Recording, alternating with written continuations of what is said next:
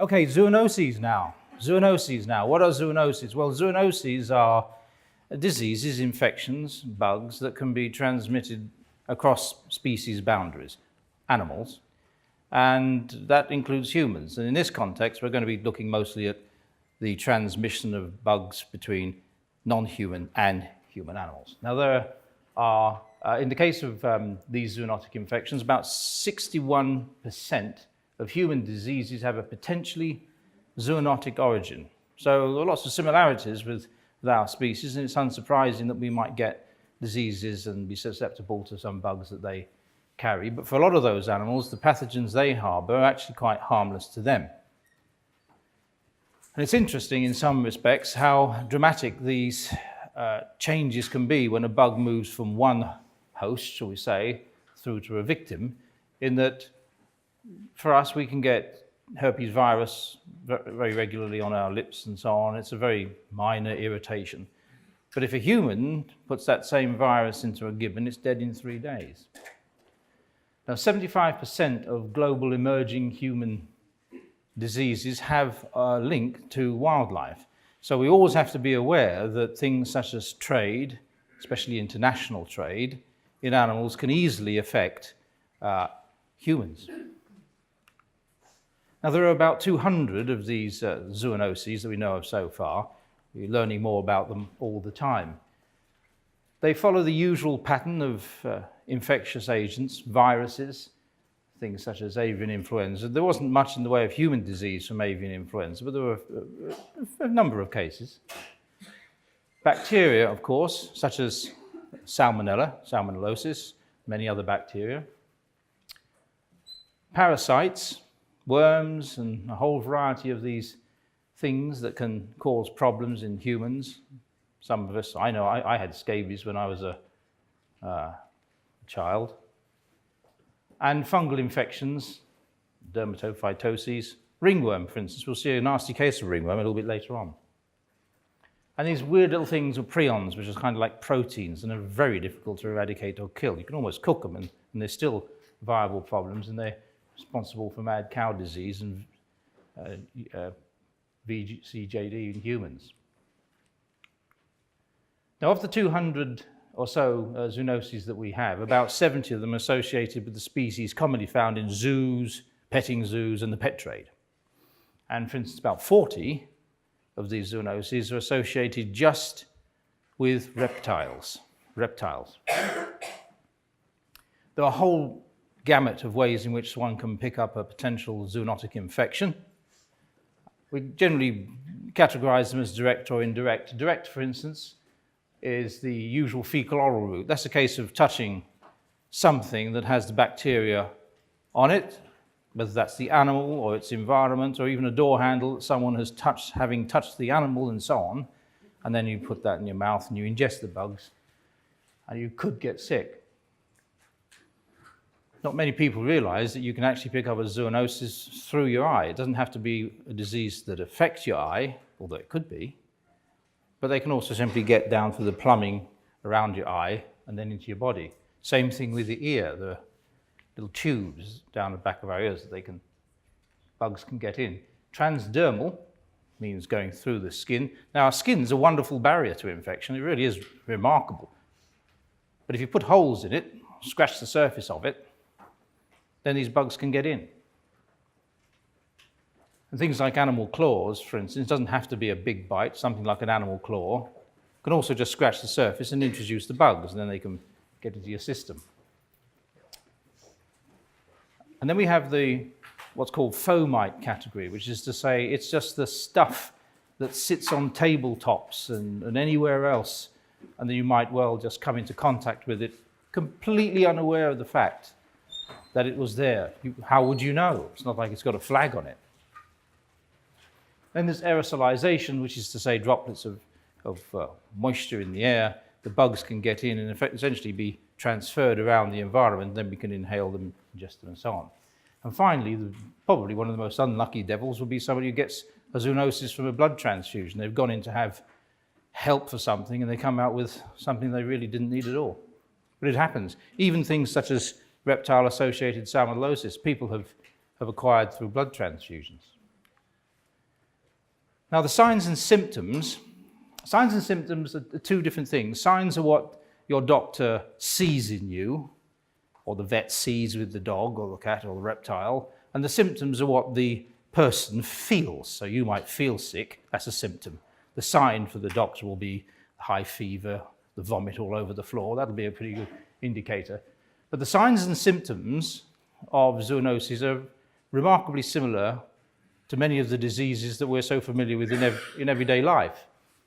So one of these categories is what we generally regard as the gastrointestinal set. Stomach cramps, nausea, vomiting, we've all had it. We've all had it. But whether we had it from the reptile-related salmonellosis or from touching an amphibian or something from the bird, or did you get it from the curry, is very hard for us to know at the time. Another category is the flu-like set. High fever, malaise, and so on, coughs. And again, these are things that we see and experience from childhood along. And they could also be zoonotic infections that we have. In the case of this woman here, either she's noticed that she has a very high fever or she's discovered she's pregnant. Either way, it looks bad, but at least the fever doesn't last for 18 years and demand you buy the car, does it? I mean,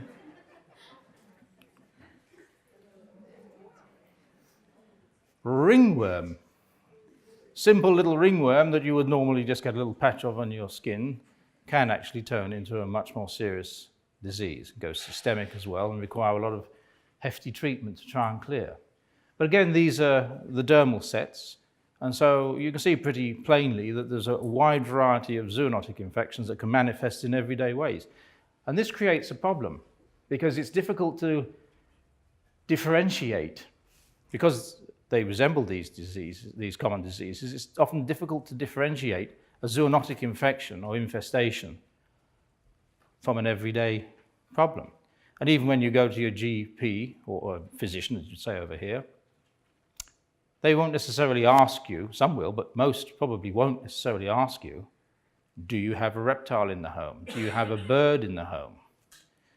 And they will treat you the way they would treat everybody else. Unfortunately, most of the time, that standard treatment is going to work perfectly well. Not always, but most of the time. And so we don't really get a very good handle on the frequency of zoonoses. And it does mean that if someone visits a reptile show or a circus or a zoo and happens to pick up a zoonosis, it may well be that they're never connected with the disease.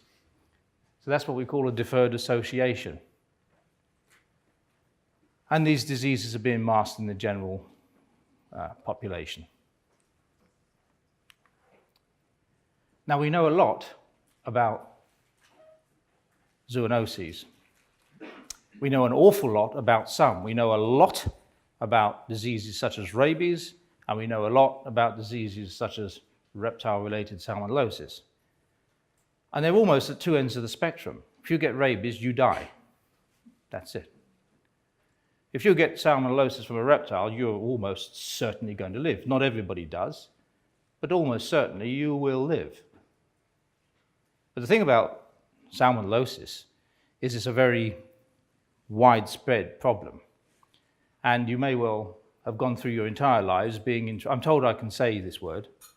You may well have gone through your entire lives, or almost, being fully in control of your asses. No, seriously. You tell your ass where to sit, when it can go out, what it's going to wear that day. You tell it, and then you get salmonellosis. And suddenly, this is an ass that realizes its time has come. Right? If you had salmonella infection, you know exactly what I mean. It will tell you what you're going to wear. It will tell you if you're going out and how far. Right? Public transport is out of the question. Right? You may not leave the bathroom, and dating is an absolute no-no. Right? But for the zoonoses sitting in the middle, we don't know a huge amount about them.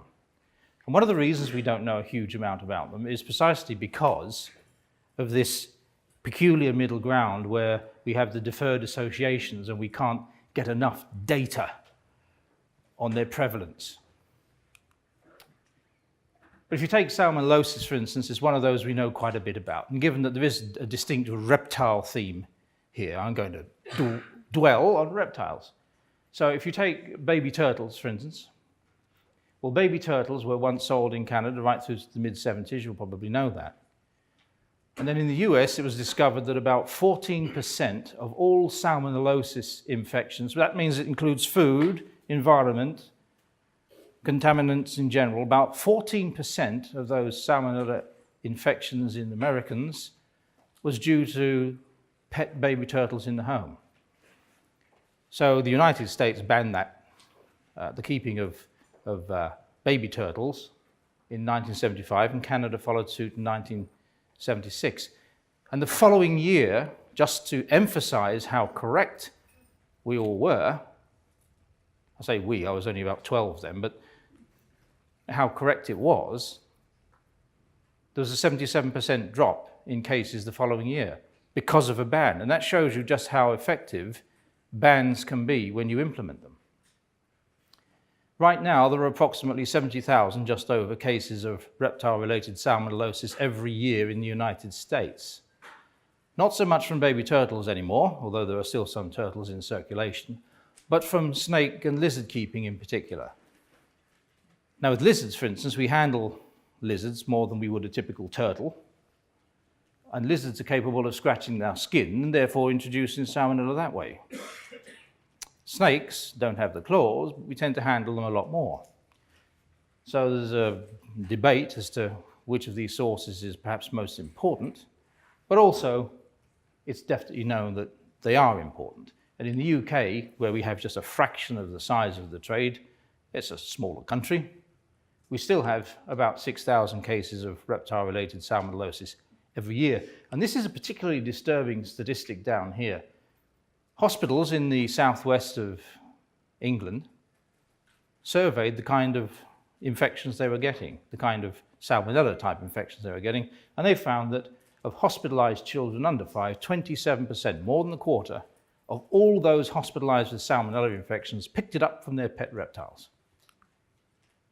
But it's not just salmonella, these are just a couple of the other bugs that are increasingly being found associated with zoonotic infections in humans coming from reptiles, Campylobacter and botulism. Now the problem is not abating.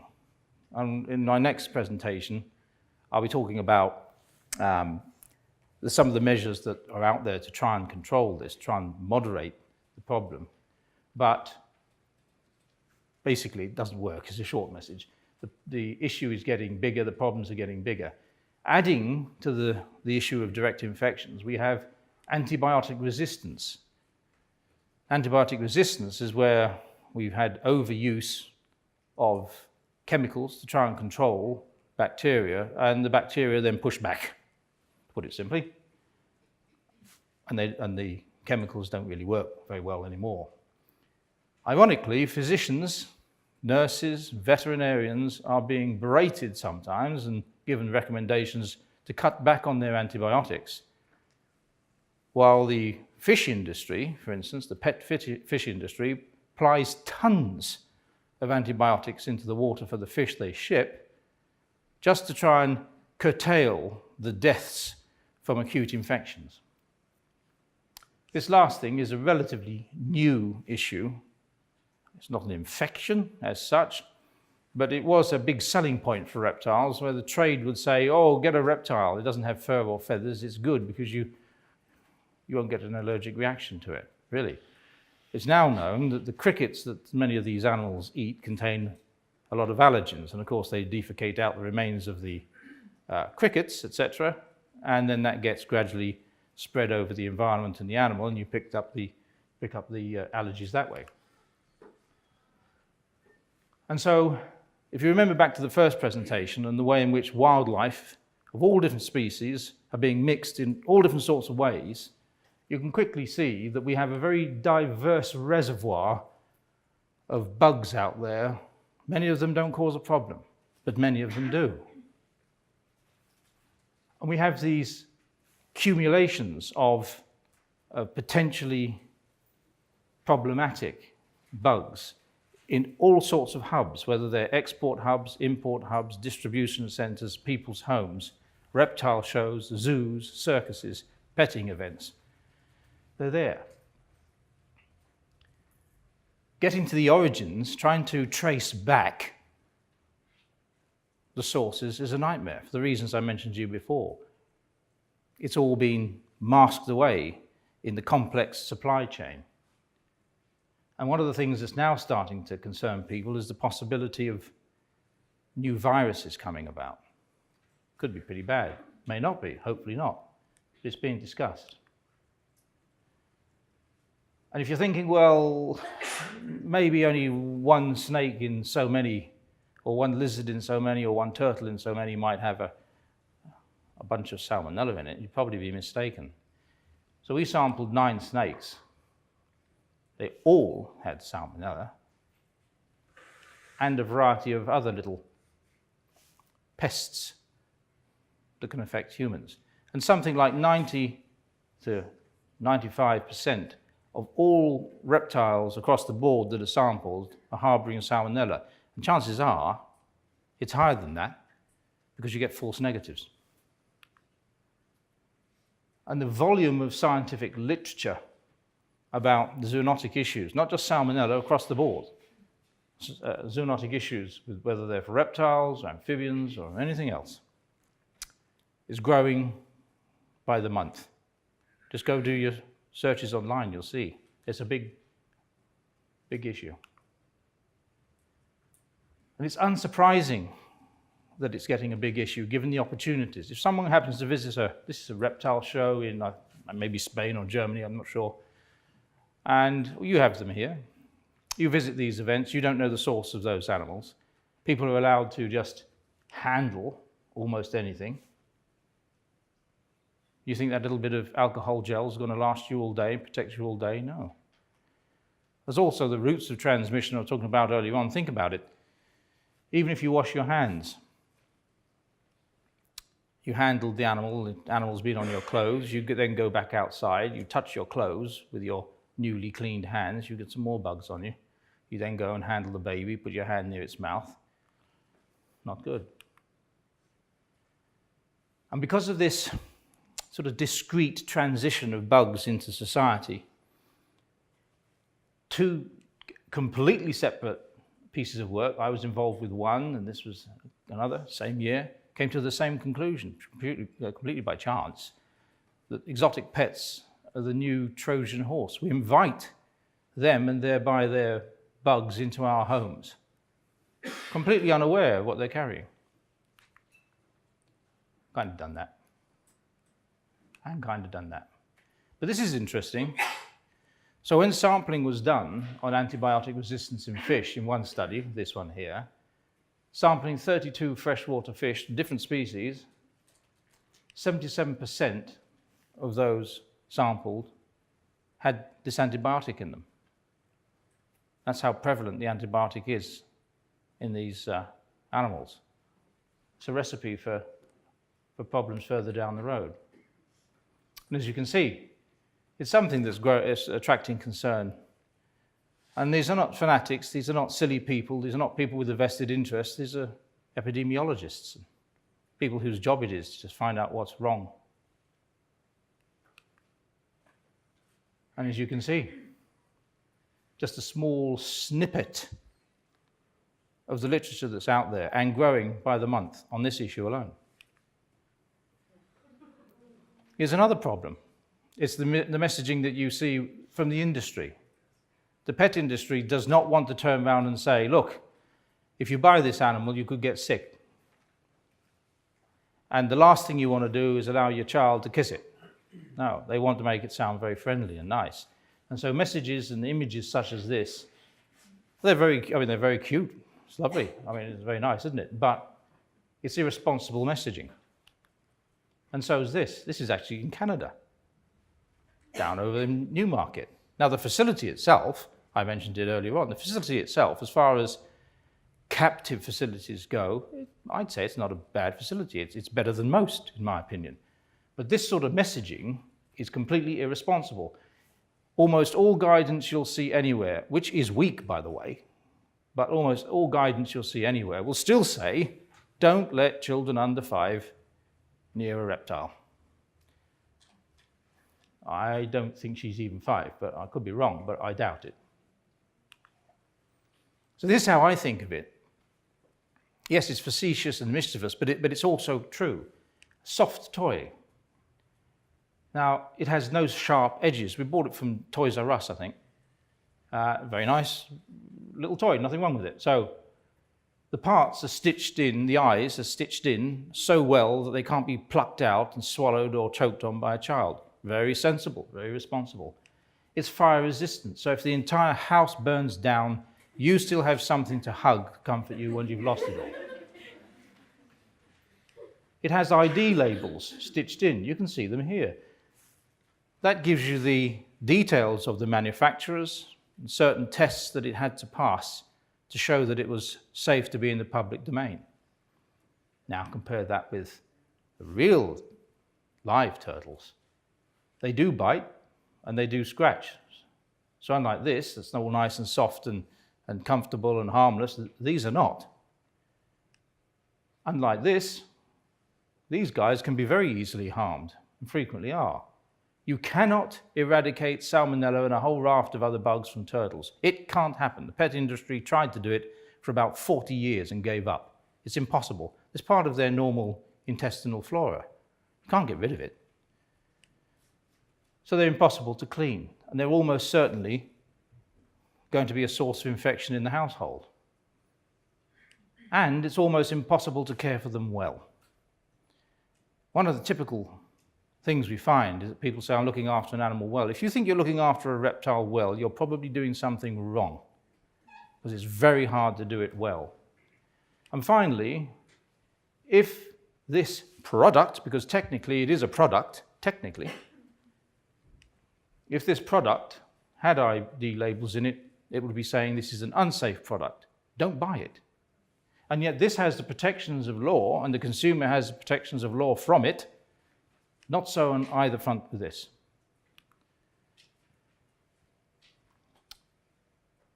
I won't dwell too much on this because we've kind of covered it, but hand washing is one of the standard pieces of advice for almost anybody when it comes to handling reptiles, well, just domestically around the house.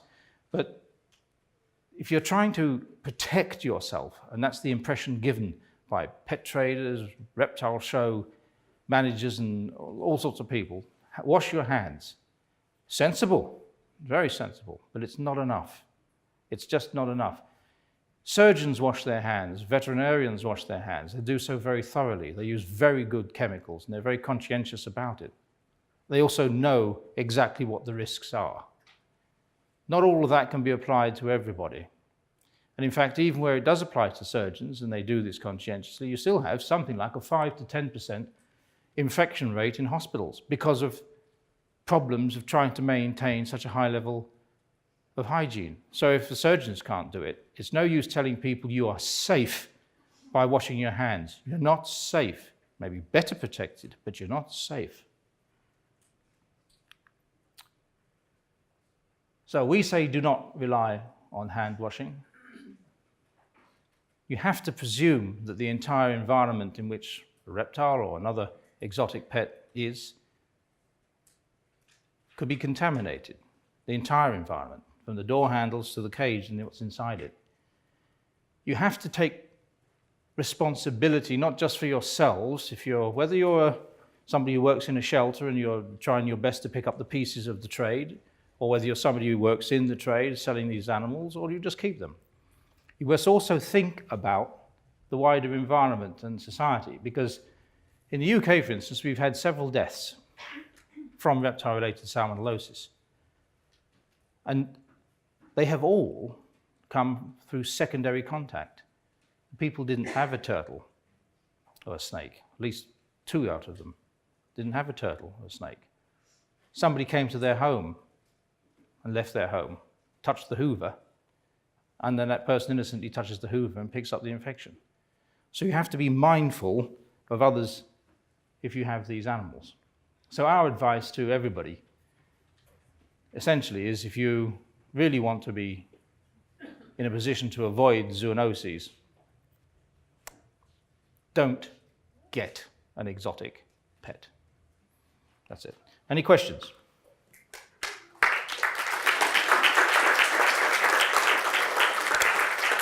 You got a question? You got a question? No. Questions?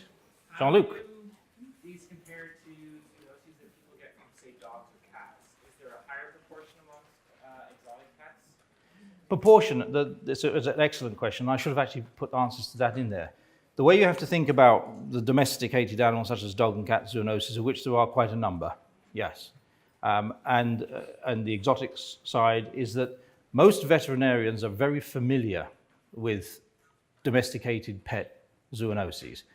If you've been to almost any veterinarian and you happen to have several cats, they will probably ask you whether or not there's an imminent pregnancy in the household. They will know about that because there's a nasty association between some cats and pregnant women getting sick and the babies. When it comes to exotic animals, the familiarity with the raft of zoonoses that are involved is nowhere near as good. So whilst you may well have statistically more incidental zoonoses emerging from domesticated animals, they're actually caught so much more quickly, and they usually don't proliferate in the same way that exotics do.